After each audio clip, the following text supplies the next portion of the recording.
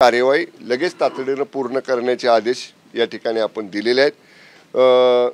जी सुधाकर शिंदे समिती आहे या संदर्भामधली हे धनगर समाजाला अनुसूचित जातीचं आरक्षण देण्यासंदर्भातली सुधाकर शिंदे समितीला मुदतवाढ देण्याचा विषय होता। जी मुदत वाढ देण्याचा निर्णय सुद्धा माननीय मुख्यमंत्री महोदयांनी मागे झालेल्या बैठकीमध्ये घेतलेला होता।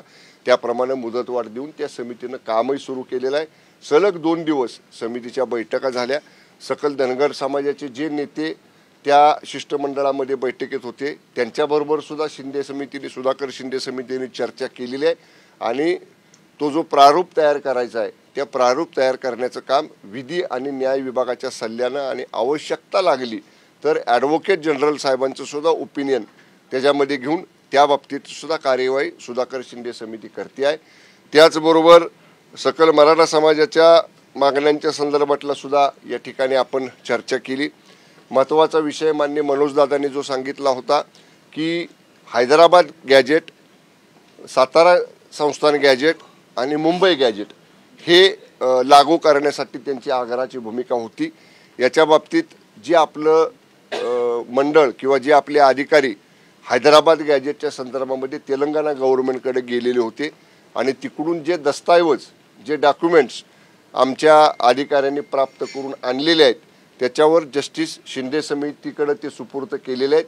जस्टिस शिंदे समितीचं त्याच्यावरती कार्यवाही किंवा त्याच्यावरती कामकाज सुरू आहे।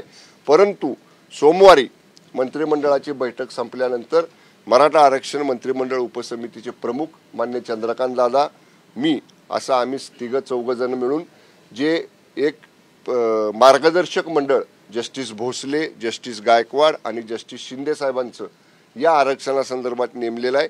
तर हैदराबाद गॅजेटियर, सातारा गॅजेटियर आणि मुंबई गॅजेटियर या संदर्भात त्या आमचं जे मार्गदर्शक मंडळ आहे निवृत्त न्यायमूर्तींचं त्यांच्याबरोबर आम्ही सोमवारी बैठक करणार आहोत आणि यातनं मार्ग काढायचा आमचा प्रयत्न आहे। दुसरी महत्त्वाची मागणी होती गुन्हे जे मराठा आंदोलकांच्यावरती झाले होते तर त्याच्या बाबतीतली सुद्धा एकूण गुन्हे दाखल होते 616 पैकी 540 गुन्हे चार्जशीट झालेले आहेत आणि त्यातले प्रत्यक्ष 28 गुन्हे मागे घेतलेले आहेत।